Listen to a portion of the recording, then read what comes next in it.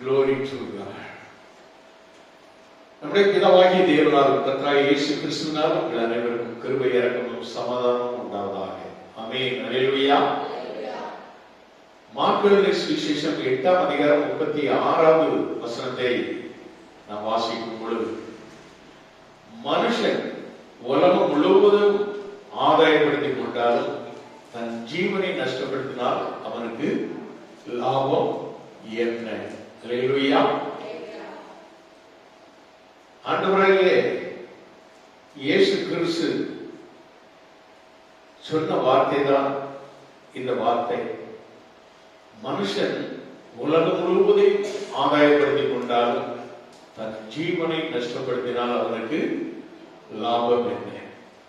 உலகத்தில் உள்ள எல்லாருமே நாம் எல்லாரும் நன்றாக வாழ வேண்டும், நன்றாக கொடுக்க வேண்டும், நாம் நல்லாக இருக்க வேண்டும் என்று நினைத்து ஓடிக்கொண்டிருக்கிறவர்கள். அதில் பெரும்பாலும் சுயநலம் தான் அதிகமாக காணப்படும். பொது நலம் என்பது மிக குறைவாகவே இருக்கும். பிறர்க்காக சில காரியங்கள் செய்வது மிக குறைவு. இப்படியாக மனித வாழ்க்கை ஓடிக்கொண்டிருக்கிறது. ஆண்டவர் சொல்கிறார், மனுஷன் உலகம் முழுவதையும் ஆதாயப்படுத்திக் கொண்டார். நம்ம சரித்திர காலங்களை பார்க்கும் பொழுது இந்த உலகத்தை முழுவதையும் அரசாள வேண்டும் என்று, இந்தியா முழுவதையும் அரசாள வேண்டும் என்று அசோக பேரரசர் அவர் ஆண்டார். உலகம் முழுவதையும் எப்படியாவது பிடித்து தன்னுடைய ஆளுமைக்குள்ளாக கொண்டு வர வேண்டும் என்று ஒரு பக்கத்திலே நெப்போலியன், அலெக்சாண்டர் போன்ற மன்னர்கள் மாபெரும் வீரர்களாக மாறி சண்டை போட்டு யுத்தத்தினாலே உலகத்தை ஆதாயப்படுத்த நினைத்து அவர்களும் அதிலே ஏமாந்து போனார்கள். கடைசியிலே யுத்தத்திலே மறித்த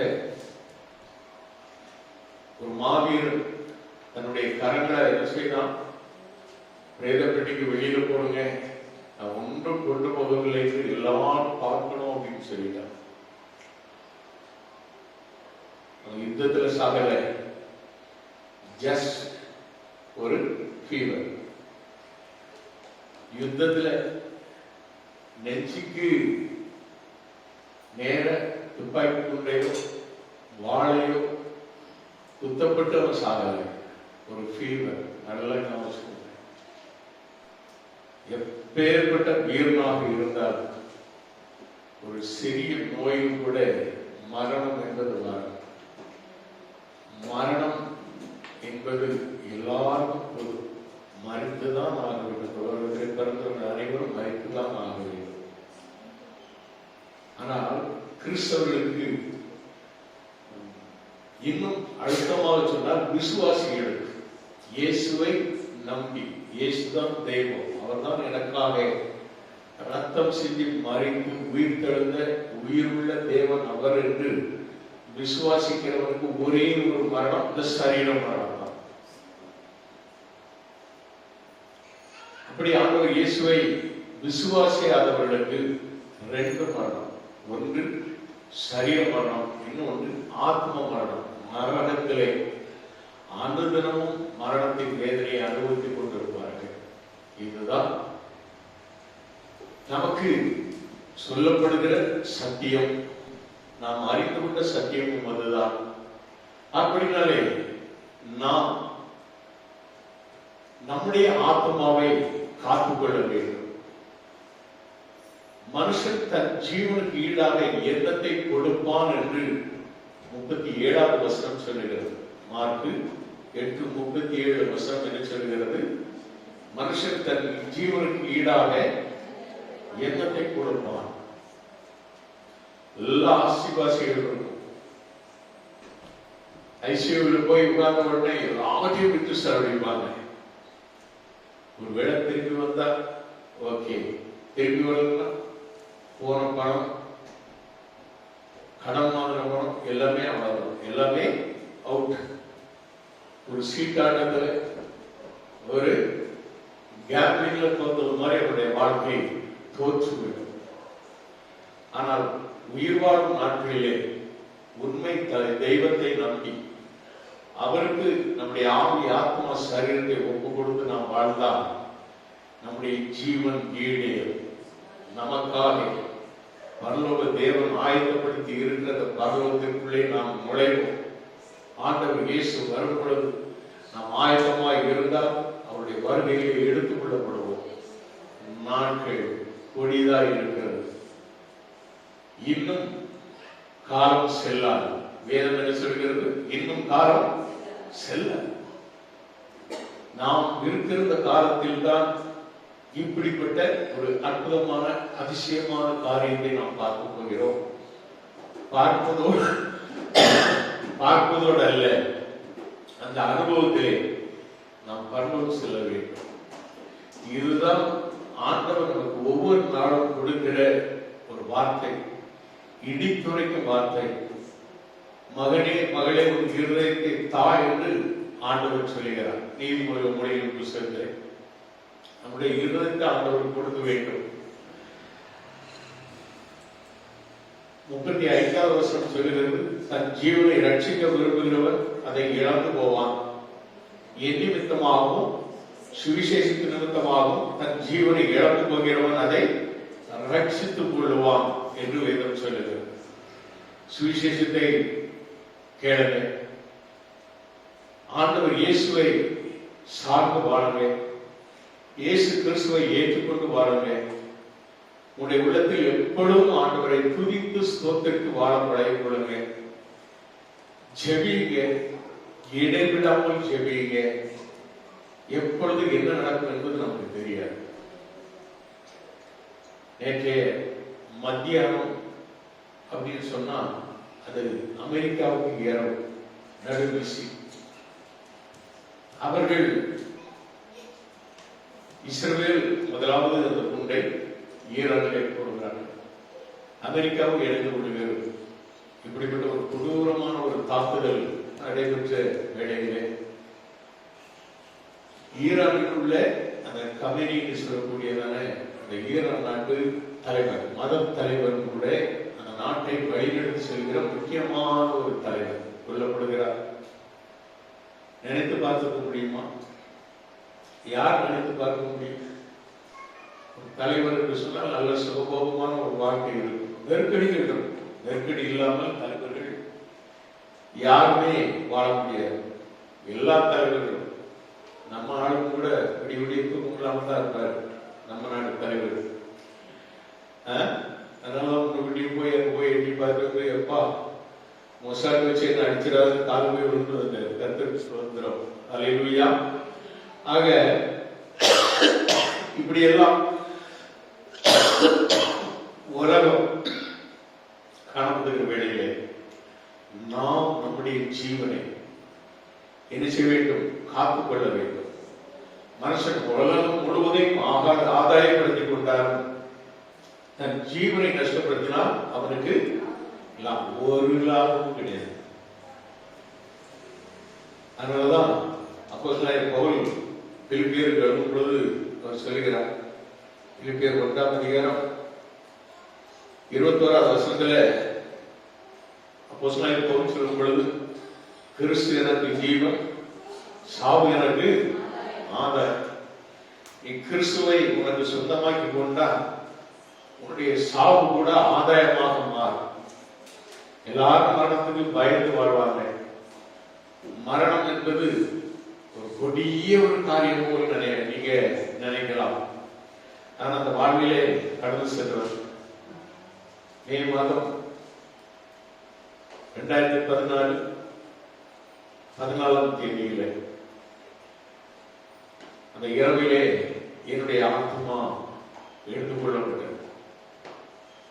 என் சரீரத்தை கிடந்தது. என் உடம்புல எந்த ஒரு அசைவும் இல்லை. நான் படுத்த அந்த படுக்கையில் என்னுடைய உடம்பு அப்படியே ஒரு 1/2 இன்ச்சு 1 இன்ச்சு அப்படியே இந்த ஏர்பெட்ல படுத்து ஏர்போனா எப்படி இறங்கும் அது மாதிரி இறங்கி போச்சு. ஆனால் நான் கண்டது ஒரு பரலோக தரிசனம். அநேக பரிசுத்தவான்கள் அவர்கள் கண்ட தரிசனத்திலே என்னை பாதாளத்துக்கு எடுத்துக்கொண்டு போனார் என்று சொல்லுவாங்க. என்னுடைய ஜீவன் என்னை போல அப்படி ஒரு மறித்த நிலைமையிலே தரிசனம், அந்த தரிசனம் எனக்கு பரலோக தரிசனம் இருக்கிறது. அங்கிருந்து மீண்டும் நான் ஜீவன் பெற்று மீண்டும் சரீரத்துக்குள்ளே நான் வந்த பொழுதுதான் என்னுடைய உடம்பு அசைய ஆரம்பித்தது. எத்தனை மணி நேரம் என்று தெரியாது. இதெல்லாம் மிட் நைட்ல நடந்ததுனால நான் நினைக்கிறேன் நர்ஸுகள் எல்லாம் தூங்கிட்டு இருந்தாங்க நான் முடிக்கும் போது. அப்படிப்பட்ட ஒரு சூழல்ல என்னுடைய ஜீவன் போயிட்டு வந்தது. ஆனா இன்னும் நான் நிறைய பேரை நான் வாசிக்கும் பொழுது என் ஜீவன் மரித்தது, மரணம் அடைந்த உடனே என்னை அப்படியே பாதாளத்துக்கு நேராக என் ஜீவன் போனது. ஒரு மிருகம் என்னை பிடித்து இழுத்தது. நான் அங்கு ஐயோ அம்மா என்று கூப்பிடும் ஒரு பயங்கரமான சத்தங்களை கேட்டேன். இன்னும் ஒரு 2 எட்டு எடுத்து நான் அந்த பக்கம் காலை வைத்தால் மட்டும் பாதாளத்திலே அக்கினி கடலிலே தள்ளப்பட்டிருப்பேன் என்று எத்தனை பேர் சாட்சிகள் இருக்கிறார்கள். ஆனால் கர்த்தருக்கு ஸ்தோத்திரம், நான் அந்த பாதாளத்தின் அந்த காரியத்தை நான் பார்க்காமல் பரலோக பாக்கியத்தை காணும்படி எனக்கு உதவி செய்தார். அருமையான தேவனுடைய பிள்ளைகளே, ஒரு வேலை இருக்கலாம், இந்த உலகத்திலே நீ நரக வேதனையை நீ அனுபவிச்ச, நீ ஆனாலும் உனக்கு பரலோக தரிசனம் காண்பிக்கிறேன்னு ஆண்டவர் ஒருவேளை அவருடைய எண்ணங்கள் அப்படி ஏற்படுத்தலாம். நமக்கு தெரியாது. உன் நினைவுகள் என் நினைவுகள் அல்ல, உன் வழிகள் என் வழிகளும் அல்ல. அதான் கர்த்தர். அந்த நாளை நான் நினைத்து பார்ப்பேன். ஒருவேளை நான் மறுத்திருந்தால் நிச்சயமா பரலோகத்தில் இருந்திருப்பேன். அந்த நாளில் மீண்டும் பூமிக்கு வந்தோடனே நான் ஆண்டவர்கிட்ட கேட்டது, என்ன ஆண்டவர் மீண்டும் என்ன இங்கே கொண்டு வந்தீர்னு தான் கேட்டேன். பாடுகள் நிறைந்த உலகம், மாயான உலகம். அதற்கு பிறகு நான் பட்ட அநேக கஷ்டங்கள், வேதனைகள் அநேகம். ஆனாலும் கூட கர்த்தரை உறுதியாய் பற்றிக் கொண்டேன். அல்லேலூயா. இன்று வரை அவரை உறுதியாய் பற்றிக் கொண்ட மனதை விட அவரை நம்பியிருக்கிறபடியா பூரண சமாதானத்தை காத்துக் கொள்வார் என்று ஏசாயா 26:3 சொல்வதை போல என் வாழ்க்கையிலே இன்றும் ஆண்டவர் அந்த பூரண சமாதானத்தை கொடுக்கிறார் என்று சொன்னால் உறுதியாக அவரை பற்றிக் கொண்ட வாழ்க்கை. என்ன நடந்தாலும் இயேசுவுக்காக, எப்படி இருந்தாலும் இயேசுவுக்காக. இயேசு எனக்கு போதும். அதனால்தான் எனக்கு ஆண்டவர் பல வருடங்களுக்கு முன்பாக அந்த பாடலை கொடுத்தார். என்னை காண்கின்ற தெய்வம் இயேசு, என்னை காண்கின்ற தெய்வம் இயேசு, என்னை வழிநடத்தும் தெய்வம் இயேசு, என்னை வாழ வைக்கும் தெய்வம் இயேசு. இயேசு இயேசு இயேசு, எனக்கு எல்லாம் இயேசு என்று ஒரு பாடலை ஆண்டவர் எனக்கு தந்திருக்கிறார். அருமையான தேவனுடைய பிள்ளைகள், நாம் இயேசுவை நம்ப வேண்டும். இயேசுதான் நம்முடைய ரட்சகருக்கு நாம் வாழ வேண்டும். ஒரு மனிதன் ஒரு நாளிலே அவனுக்கு ஒரு பெரிய ஒரு ஆசை, அவன் கண்கள் பார்த்ததெல்லாம் மிகுந்த விளைச்சல் உள்ள நிலங்கள், நல்ல கனி கொடுக்கும் மரங்கள், ஒரு அழகான ஒரு கிராமம். அந்த கிராமத்தை முழுவதும் அந்த ஏரியாவே அவன் விலைக்கு வாங்க வேண்டும் என்று அவன் திட்டமாக அங்கு கடந்து சென்றான். அங்க உள்ள ஊர் பெரியவங்களை பார்த்து எனக்கு ஆசை இருக்கு அப்படின்னு, வாங்க தம்பி, உங்களை மாதிரி ஆள்தான் நாங்க தேடணும். நீங்க இந்த ஏரியாவில் நாங்க நீங்க பார்க்கிற எல்லா ஏரியாவையும் நீங்க எவ்வளவு தூரம் சுத்தி அதில் கால் வீசு வாரீங்களோ, காலையில கிளம்புங்க, சாயந்தரம் இங்க இருக்கு, அவ்வளவு நாங்க உங்களுக்கு இலவசமா கொடுத்துறோம் அப்படின்னா ஃப்ரீ. ஓட ஆரம்பித்தான். மறுநாள் காலையில் ஓடிக்கொண்டே இருந்தான். அவருடைய கால்கள் நிற்கவே இல்லை. இந்த பக்கமானா நெல் விளைந்த பூமி, இன்னொரு பக்கத்திலே மக்காச்சோளம், இன்னொரு பக்கத்திலே மாங்கனிகள், இன்னொரு பக்கத்திலே பலாப்பழ கனிகள், இன்னொரு பக்கத்திலே திராட்சை தோட்டம், ஓடிக்கிட்டே இருந்தான். மாலை வரை, பொழுது சாயப்போகிற வேலை வரை ஓடினவனுக்கு அப்பதான் ஞாபகம், ஐயோ இருட்டு முன்னால எங்க இருக்கணும், ஊர் ஜனத்துக்கு முன்னால் நிக்கணுமே, அப்பதான் நமக்கு கிடைக்கும். திரும்ப ஓடினான், மூச்சை இழுத்து பிடிச்சு ஓடினான். வந்தான், எல்லா பெரியவங்களும் கரம் தட்டி அவனை வரவேற்றாங்க. ஆனா இவன் கீழே விழுந்தா எந்திரிக்கவே இல்லை. அவனுக்கு 6 அடி நிலம் போதும்னு சொல்லிட்டான். அவனுக்கு கிடைத்தது, அந்த ஊர்ல கிடைச்சது வெறும் 6 feet, 6 அடி நிலம். இதுதான் நம்முடைய வாழ்க்கை. ஓடுகிறோம், ஜீவனுள்ள தேவனை ஆராதிக்காதவனை ஓடுகிறோம். சண்டே ஓடுகிறோம், மற்ற எல்லா நாளும் ஓடுகிறோம். ஆண்டவரை ஆராதிக்கும் நாளையும் விட்டு ஓடுகிறோம். ஓடுகிறோம் ஓடுகிறோம், ஓடிக்கொண்டே இருக்கிறோம். ஆனால் ஆண்டவர் சொல்கிறார், glory to God. லூக்கா 12ஆம் அதிகாரத்திலே நாம் பார்க்கும் பொழுது அங்கு ஆண்டவர் சொல்கிறார், ஒரு மனிதன் தனக்கென்று ஓடி ஓடி ஓடி சேர்த்து வைத்த எல்லாவற்றையும் நான் என்ன செய்வேன் என்று கேட்கிற ஒரு மனிதனை குறித்து நாம் பார்க்கிறோம். லூக்கா 12ஆம் அதிகாரம் 17ஆவது வசனத்திலே நாம் பார்க்கிறோம்.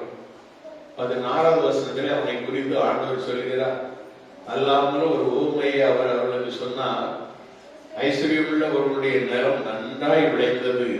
அப்பொழுது அவன், நான் என்ன செய்வேன், என் தானியங்களை சேர்த்து வைக்கிறதுக்கு இடமில்லையே, நான் ஒன்று செய்வேன், என் களஞ்சியங்களை இடித்து பெரிதாக கட்டி எனக்கு விளைந்த தானியத்தையும் என் பொருட்களையும் அங்கே சேர்த்து வைத்து, பின் என் ஆத்துமாவே உனக்காக அநேக வருஷங்களுக்கு அநேக பொருட்கள் சேர்த்து வைக்கப்பட்டிருக்கிறது, நீ இளைப்பாரி புசித்து குடித்து பூரிப்பாய் இரு என்று என் ஆத்துமாவோடே சொல்வேன் என்று தனக்குள்ளே சிந்தித்துக் கொண்டிருந்தான் என்று சொல்லப்பட்டது. அவன் சிந்தித்துக் கொண்டிருந்தான். இன்றைக்கு அநேகர் அப்படித்தான் சிந்தித்துக் கொண்டிருக்கிறார்கள். எல்லாவற்றையும் சேர்க்க ஓடி ஓடி ஓடி ஓடி உழைத்து சேர்க்கிறவர்கள் உண்டு. சிலர் என்ன ஓடி உழைத்தாலும் பொத்தல் பையில போடப்பட்ட காசை போற ஓட்ட பையில, ஓட்ட பாக்கெட்ல காசு போட்டா இருக்கும், அது மாதிரி கீழே போகிற எத்தனையோ குடும்பங்கள். எவ்வளவு உழைத்தாலும் கையீடு ஆகவில்லை, கையிலே நிற்பதில்லை. காரணம் என்ன? தேட வேண்டிய ஒன்றை தேடாமல். தாவீது சொல்கிறார், ஒன்றை நான் கேட்டேன், அதே நான் நாடுவேன். ஆண்டவர் சொல்கிறார்.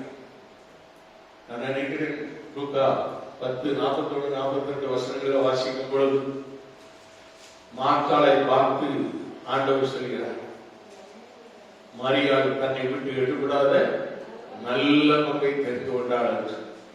நல்ல பங்கு, இயேசுவை தெரிந்து கொண்டார். நம்முடைய ஜீவன் ஒருபொழுதும் நஷ்டப்பட்டு போவதே கிடையாது. ஆண்டவர் இந்த ஓமையிலே ஆண்டவர் சொல்கிறார், 20வது வசனத்திலே 12, லூக்கா 12:20 ஆண்டவர் சொல்கிறார், தேவனோ அவனை நோக்கி, மதிகேடனே, உன் ஆத்துமா உன்னிடத்தில் இருந்து இந்த ராத்திரியிலே எடுத்துக் கொள்ளப்படும், அப்பொழுது நீ சேகரித்தவைகள் யாருடையதாகும் என்றார். அநேக ஐஸ்வர்யவான்கள், பணக்காரர்கள் ஓடி ஓடி உழைத்து சேர்த்த பணம் அவன் சாப்பிடுவது சுத்தி இருக்கிற உறவுகள்லாம் என்ன செய்வாங்க சொல்லுவாங்க, என்ன செய்வாங்க, சுத்தி உட்கார்ந்து இவன் கட்டம் போடனா, இவன் எவ்வளவு சேர்த்து வச்சிருக்கிறான், எவ்வளவு உன்னுடைய பேங்க் பேலன்ஸ், எவ்வளவு சொத்து சுகங்கள்லாம் எங்கெல்லாம் இருக்கு, எப்படியெல்லாம் நாம் பங்கு போட்டுக் கொள்ளலாம்னு இருப்பாங்களே தவிர இறந்து போகிற அவனுடைய ஆத்மா எங்கே போகும் என்று எவனவன் யோசிப்பது கிடையாது.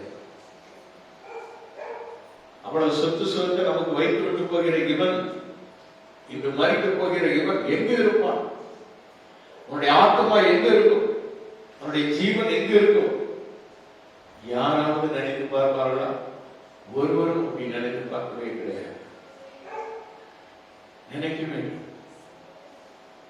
ஐயோ ஆத்மா பரலோகம் போய் சேர வேண்டுமே, பரலத்துக்கு நேராக அந்த ஆத்மாவை கொண்டு போய் சேர்க்க வேண்டுமே. அங்கெல்லாம் நிறைய பேர் சொல்லுவாங்க, செத்த பிற்பாடு சொன்னா நான் தேட்டியே பார்க்க மாட்டேன். சாவதற்கு முன்பதாக சொன்னா அந்த ஆத்மாவை போய் சந்தித்து ஒன்று அந்த ஆத்மா அப்பொழுதே தெரியும். இந்த ஆத்மா மறித்து போய்விடும் என்றால் ஒப்பு கொடுத்து பரலத்துக்கு அனுப்புவேன். இல்லை என்றால் அதே ஆத்மாவை ஒப்பு கொடுத்து மீண்டும் அவர்களுக்குள்ளே ஜீவனை கொண்டு வரும் ஜெபமாக அந்த ஜெபம் காணப்படும். அல்லேலூயா. ரெண்டு காரியம் என்னுடைய வாழ்க்கையிலே நான் நிறைவேற்றிக் கொண்டு வருகிறேன்.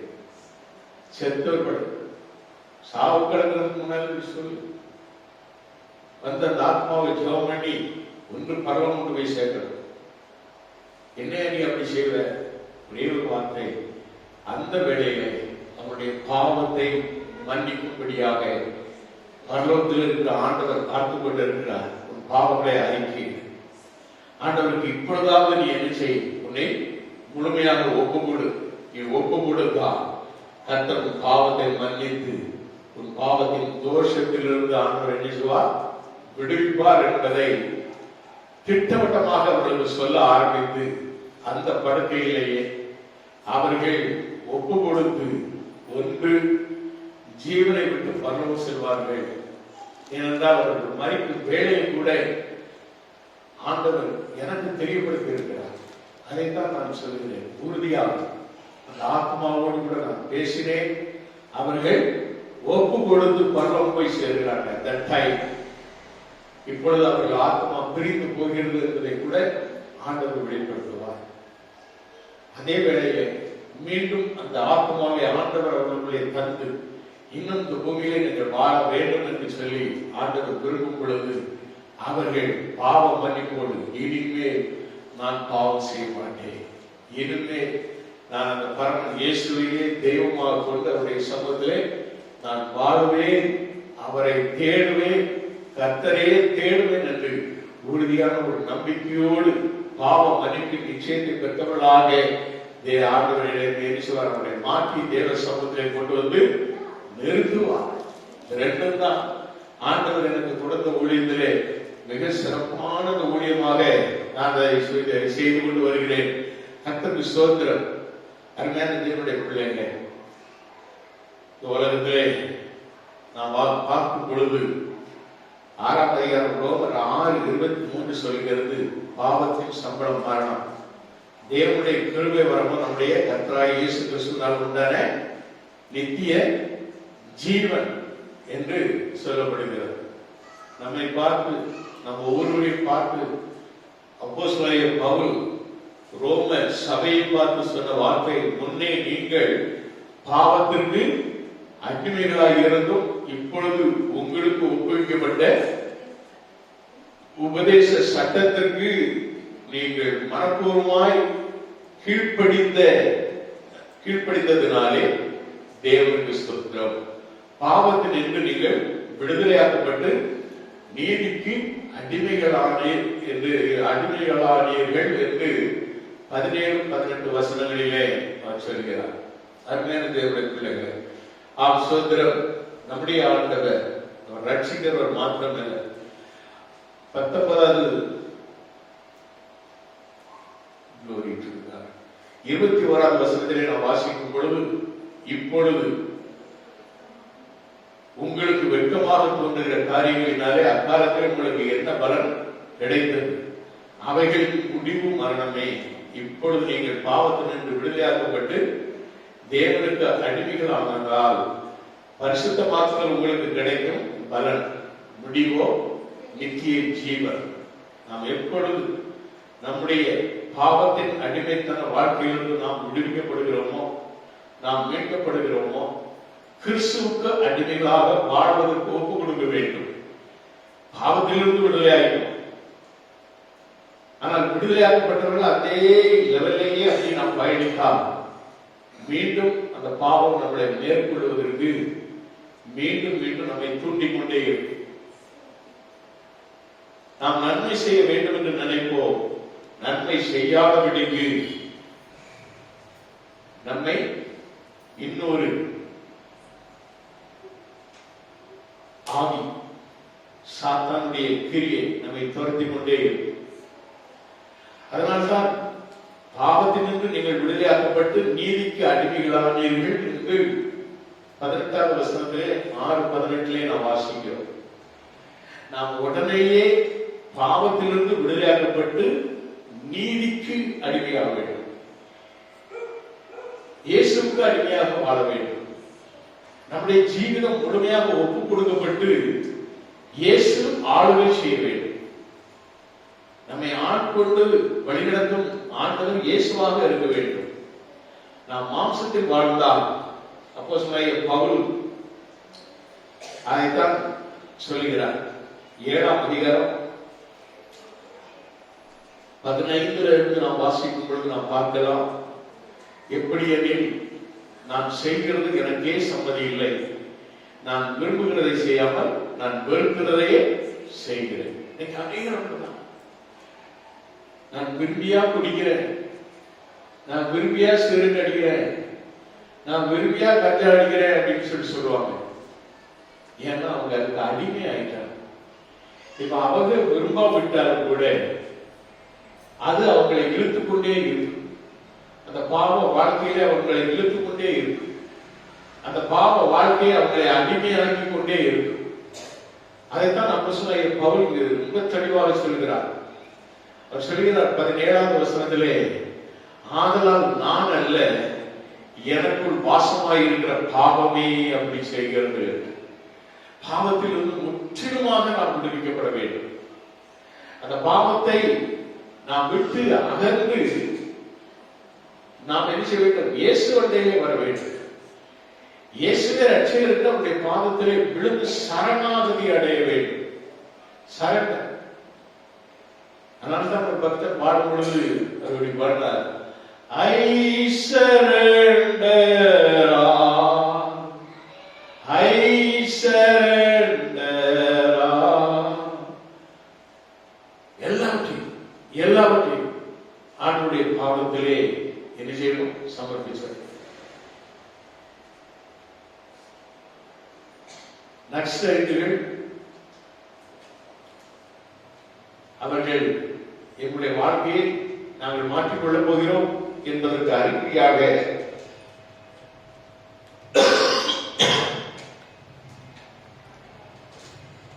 அவர்களை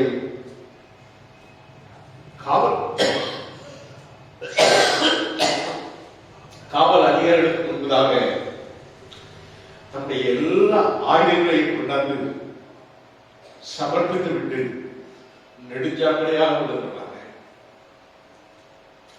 அப்பொழுது அவர்களுக்கு ஜீவன் கிடைக்கிறது, உயிர் கிடைக்கிறது.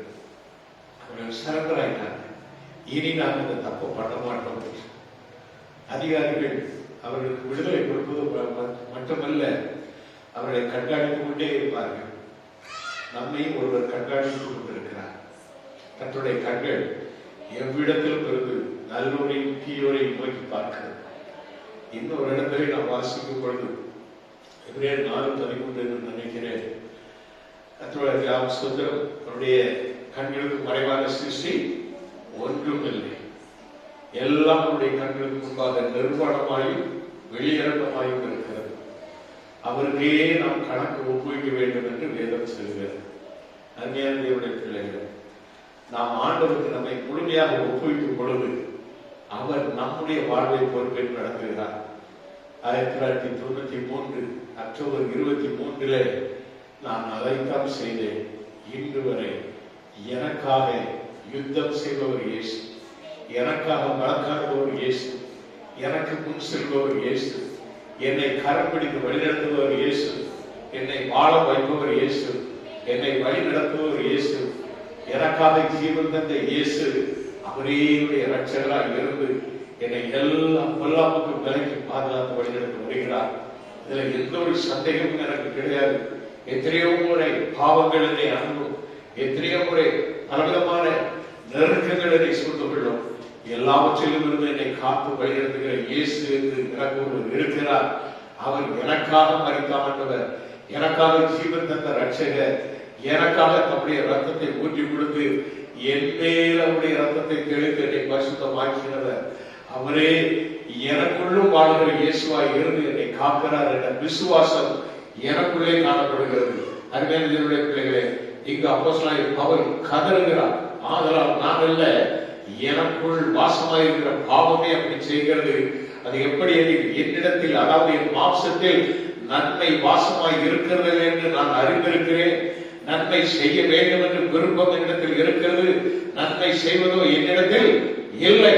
ஆதலால் நான் விரும்புகிற நன்மையை செய்யாமல் விரும்பாத தீமையை செய்கிறேன் என்று ரோமர் 7:19 வசனத்தில் சொல்கிறார். 20வது வசனத்தில், அந்தப்படி நான் விரும்பாததை நான் செய்தால் நான் அல்ல, எனக்குள்ளே வாசமாயிருக்கிற பாவமே அப்படி செய்கிறது. ஆகையால் நன்மையை செய்ய விரும்புகிற என்னிடத்தில் தீமை உண்டென்கிற ஒரு பிரமாணத்தை காண்கிறேன். உள்ளான மனுஷனுக்கு ஏற்றபடி தேவனுடைய நியாய பிரமாணத்தின் மேல் பிரியமாய் இருக்கிறேன் என்று சொல்கிறார். உள்ளான மனுஷன், ரட்சிக்கப்பட்ட மனுஷன், உள்ளான மனுஷன், பாவ கரைகள் நீங்கி சுத்திகரிக்கப்பட்ட மனுஷன் சொல்கிறார். உள்ளான மனுஷன், உள்ளான மனுஷனுக்கு ஏற்றபடி தேவனுடைய நியாய பிரமாணத்தின் மேல் பிரியமாய் இருக்கிறேன். ஆனாலும் எவ்வளவு நீ சொல்கிறோம், நீ ரட்சிக்கப்பட்டாலும் முழுமையான ஆண்டவரிடத்திலே ஒப்பு கொடுக்க வேண்டும். சரண்டர் ஆயிடும். இனி நாங்கள் அல்ல, இனி நாங்கள். கலாத்தியர் 2:20 அப்போஸ்தலனாகிய பவுல் அதைத்தான் சொல்வார். இனி வாழ்வது நாங்கள் அல்ல, எனக்குள்ளே வாசமாய் இருக்கிற ஆண்டவர் தான் வாழ்கிறார். ஆண்டவர் நாம் சொல்கிற நம்முடைய வாழ்க்கை அப்படியாக மாற வேண்டும். இயேசுதான் நம்முடைய ரட்சகராக வாழ வேண்டும். நாம நம்முடைய மாம்சத்தின் எண்ணங்கள் ஒன்றுமே கிடையாது. மாம்சத்தின் எண்ணங்கள் எல்லாம் வெறும் மோசமான ஒரு எண்ணங்களாக காணப்படும். ஆனால் கிறிஸ்து நமக்குள்ள இருந்தால் நம்முடைய மாம்ச இச்சைகள் எல்லாவற்றையும் அடக்கி ஆளுகிற ஆண்டவராய் நம்மோடு இருப்பார். பாவங்களுக்கு செத்து நீதிக்கு பிளந்திருக்கிற ஆத்மாவை நம்மை வழிநடத்துவார். சொல்கிறார், ஆப்சதரம் ஆகிலும் என் மனதின் பிரமாணத்துக்கு விரோதமாய் போராடுகிற வேறொரு பிரமாணத்தை என் அவைகளில் இருக்க காட்டுகிறேன். அது என் அவைகளில் உண்டாயிருக்கிற பாவ பிரமாணத்துக்கு என்னை சரியாக்கி கொள்ளுகிறது. பாவங்கள் உன்னை சரியாக்காதபடிக்கு நீ தப்பி வைக்க வேண்டும். அப்போஸ்தலனாகிய பவுல் கதறுகிறார். நிர்பந்தமான மனுஷன் நான். 24வது வசனத்துல 7:24 சொல்றார், நிர்பந்தமான மனுஷன் நான். இந்த மரண சரீரத்திலிருந்து யார் என்னை விடுதலையாக்குவார் என்று சொல்கிறார்.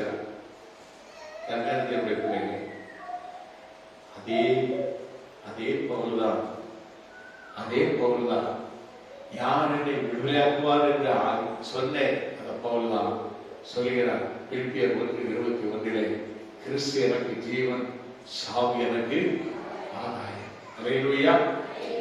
எவ்வளவு பெரிய மாற்றம்! நீ யாராக இருந்தாலும் சரி, ஒரு ஆண்டவருக்கு முழுமையாக அர்ப்பணிப்பு. கஷ்டமா? ஆண்டவர் எந்த கேட்கிறார், மகனே மகளே உங்க இருதயத்தை அறிந்தா. இது ஒரு பெரிய கஷ்டமா?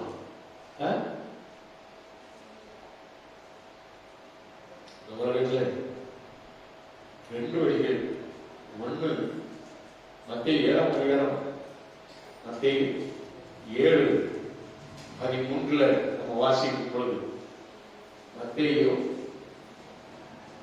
7:13 வாசிக்கும் பொழுது, இடுக்கமான வாசல் வழியாக உட்பிரவேசியுங்கள், கேட்டுக்கு போகிற வாசல் விரிவும் வழி விசாலமாய் இருக்கிறது, அதன் வழியா பிரவேசிக்கிறவர்கள் அநேகர். ஜீவனுக்கு போகிற வாசல் இடுக்கமும் வழி நெருக்கமாய் இருக்கிறது, அதை கண்டுபிடிக்கிறவர்கள் சிலர். வேதம் ஆண்டவர் இயேசு நமக்கு சொன்ன வார்த்தைகளே ஒன்று, இடுக்கமான வாசல் வழியாக பிரவேசியுங்கள் என்று ஆண்டவர் சொல்கிறார். நாம் போறோம், நாம போய்கொண்டிருக்கும். 2 பாதைகள் வருகிறது. ஒன்று ஒரு பெரிய அகண்ட பாதை, இன்னொன்று இடுக்கமான பாதை. எல்லாருமே கண்களும் எந்த வழியாக போக தோன்றும்? மனுஷன் அர்த்தம் செய்யும். விரிவான வாசல், அகண்ட வாசல். லூக்கா 13ஆம் அதிகாரம் 24வது வசனத்திலே நாம் வாசிக்கும் பொழுது அங்கு நாம் பார்க்கிறோம்,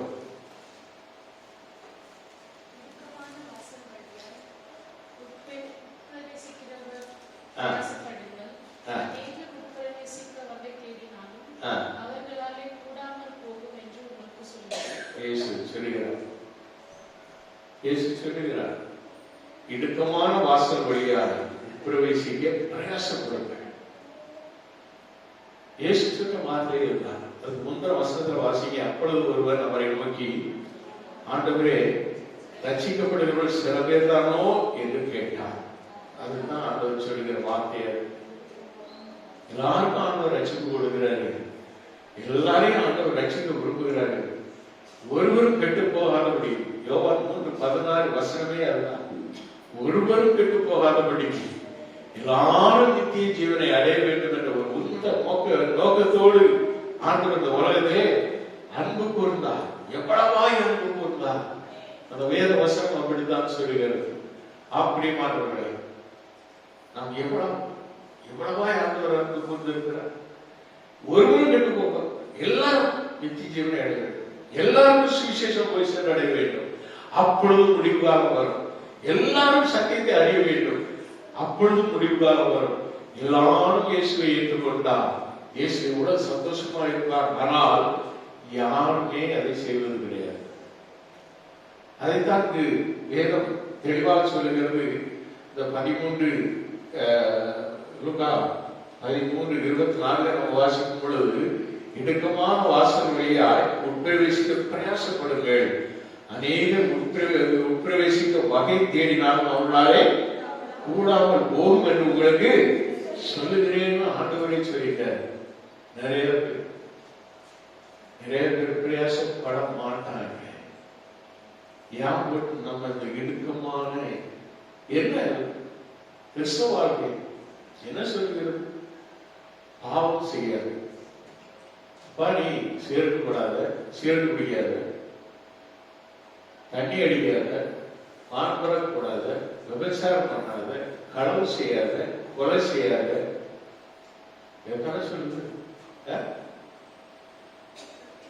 செய்யாம என்னால இருக்க முடியும்னு சொல்லிட்டு நம்மளால ஏன் அப்படி ஒரு கண்ட்ரோல் நம்ம இடத்துல இல்லை? ஏன் அந்த கட்டுப்பாட்டுக்கு நம்மை ஒப்பு கொடுப்பது கிடையாது? நீங்க தண்ணி அடிக்கிற மாதிரி உங்க வீட்டம்மா, நான் எனக்கு ஒரு குவார்டர் வாங்கிட்டா, நாளையில இருந்து நானும் உன்னோட என்ன செய்வேன், ஜாலியா தண்ணி அடிக்கணும்னு சொன்னா உங்களுக்கு எப்படி இருக்கு? தீ பிடிக்குதா இல்லையா? யோசிச்சு பாருங்க. உங்க பிள்ளைகள் உங்க இடத்துல வந்து, அப்பா நீங்க அடிக்க சாராயம் மாதிரி எனக்கு கொஞ்சம் ஊத்தி கொடுங்க, நானும் குடிக்கிறேன் அப்படின்னு சொன்னா சந்தோஷமா. சில நான் பார்த்துருக்கேன். சில பெற்றவங்க ஊத்தி கொடுத்துருக்காங்க. அதுக்குன்னு என் தங்கம் வா, அவன் என்ன செஞ்சாலும் தெரியுமா? இவன் இருக்கும்போதே அவனை சாகடிச்சு அவன் சொந்த போற அவன் எடுத்துக்கிட்டு இவன் குடிச்சுட்டாரு. அப்ப அவருடைய வம்சங்கள் எப்படி இருக்கும்? இதுவும் கண்ணால் நான் பார்த்த அனுபவத்தில் உள்ள காரியத்தை சொல்றேன். அருமையான தேவனுடைய பிள்ளைகளே, வாழ்க்கை மற்றவர்களுக்கு மத்தியிலே ஒரு சாட்சியாக இருக்கு. ஒரு குடும்ப தலைவர், ஒரு குடும்ப தலைவி, உன் பிள்ளைகளுக்கு மத்தியிலே உன் வாழ்க்கை ஒரு சாட்சியாக இருக்க வேண்டும். மாம்சத்தை அழித்து நீ நீதிக்கு பிழைத்திருக்கிற ஒரு வாழ்க்கை வாழ். மாம்ச எண்ணங்களை அழித்து விடு. ஆண்டவர் ஒவ்வொருவருக்கும் சோறு கொடுக்கும் போது ஆண்டவர் சொன்ன வார்த்தை, இனி இப்போ இனி பாவம் செய்யாது. இனி ஏன் அந்த வார்த்தை? பாவம் தான் நம்மை மரணத்தை கொண்டு போய் தள்ளி விடுகிறது. நம்முடைய ஆத்ம மரணத்தை அதுதான் கொண்டு போய் விடுகிறது. நம்மையும் ரட்சிக்க வேண்டும் என்றால் நம்மை முழுமையாக ஆண்டவருக்கு நாம் ஒப்பு கொடுக்க வேண்டும். முற்றிலுமாக ஆண்டவருக்கு நம்மை தாழ்த்தி அர்ப்பணிக்க வேண்டும். அவரே நம்முடைய ரட்சகர் என்று நாம் உறுதியாக அவரை பற்றிக் கொள்ள வேண்டும். மீண்டும் மார்க் 8ஆம் அதிகாரம் 38வது வசனத்தை நாம் வாசிப்போம். மார்க் 8:36.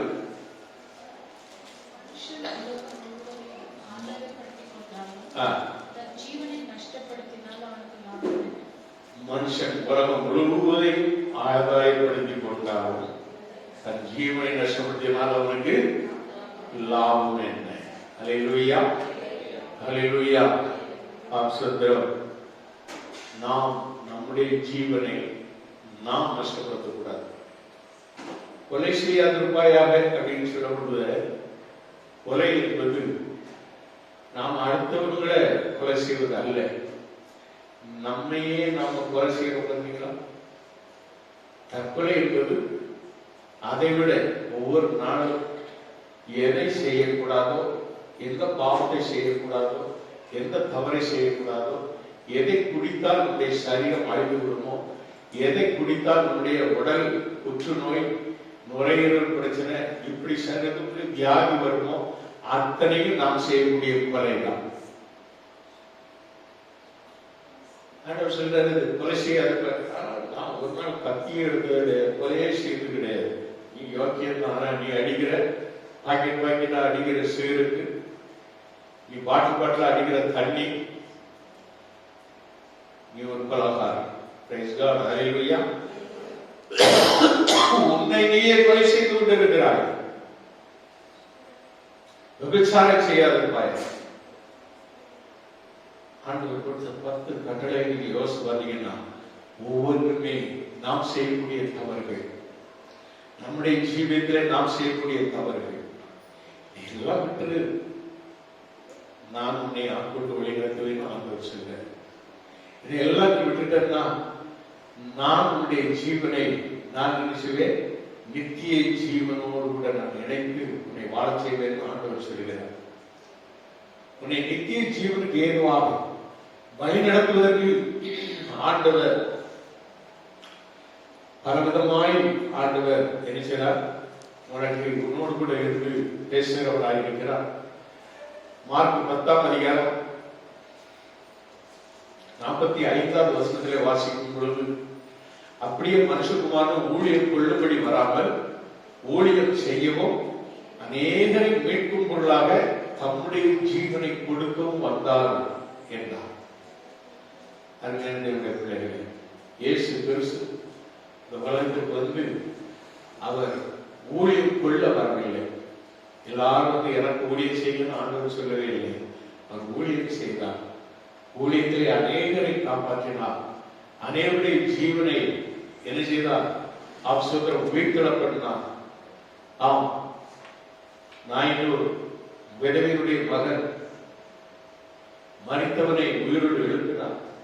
லாசரு, அவனை பார்த்த ஆண்டவர், லாசருவே வெளியே வா என்று சொல்லி கல்லறைக்குள் இருந்து வெளியே எழுப்பினார். ஜெப ஆலய தலைவராகி எபியருடைய மகள், அவளை உயிரோடு எழுப்பினார். இப்படி எத்தனையோ உயிரோடு எழுப்பின ஆண்டவர். அவர் யாருமே என்ன செய்யக்கூடாது? பாதாளத்துக்கு செல்லக்கூடாது. எல்லாருடைய கவலை கண்ணீர்களையும் படைத்த ஆண்டவர். அவர் ஜீவனை கொடுக்க வந்த ஆண்டவர். கடைசியாக தன்னுடைய ஜீவனையை நமக்காக கொடுத்ததினால்தான் நமக்காக ஒரு ஐக்கியம் வைக்கப்பட்டிருக்கிறது. அவருடைய மாம்சமாகிய திரையின் வழியாக புதிதும் ஜீவனமாகிய ஒரு மார்க்கத்தை நமக்கு உண்டு பண்ணி கொடுத்தார். அந்த மார்க்கத்தில் தான் நாம் தேவனோடு ஐக்கியம் கொள்கிறோம். அவருடைய மாம்சத்தின் மூலமாக, அவருடைய ரத்தத்தின் மூலமாக நமக்கென்று வைக்கப்பட்டிருக்கிற இந்த திருவிருந்து ஆண்டவர் நமக்கு கொடுத்திருக்கிற ஒரு பேரான, ஒரு பெரிதான பாக்கியம். அதுதான் தேவனோடு நம்மை ஐக்கியம் பெற செய்வது. அதை நாம் நினைக்க வேண்டும். அதுதான் நம்மை நித்திய ஜீவனுக்கு ஏதுவாக நம்மை வழிநடத்தும். அருமையான பிள்ளைகளே, நாம் நம்மை ஆண்டவருக்காக ஒப்பு கொடுப்போம். என்னதான் நாம் இந்த உலகத்திலே நாம் ஆண்டவரை விட்டு விட்டு எவ்வளவு சம்பாதனை பண்ணாலும், எவ்வளவுதான் அதிகமாக நாம் சேர்த்து வைத்தாலும், எதுவுமே நாம் கொண்டு போக கூடாது, கொண்டு போக முடியாது. நாம் இந்த உலகத்திலே வாழ்கிற நாட்கள் எல்லாம் அது வருத்தமான காரியங்களாக ஓடிக்கொண்டிருக்கிற வாழ்க்கையை தவிர நாம் ஆதாயப்படுத்துவது நம்முடைய ஜீவனை ஆதாயப்படுத்தி கிறிஸ்துவோடு கூட நம்ம இணைத்துக் கொள்வோம். கிறிஸ்து எனக்கு ஜீவன், சாவு எனக்கு ஆதாயம் சொன்னேன். சுதந்திரம் அவருடைய வார்த்தையோடு நம்ம இணைத்துக் கொள்வோம்.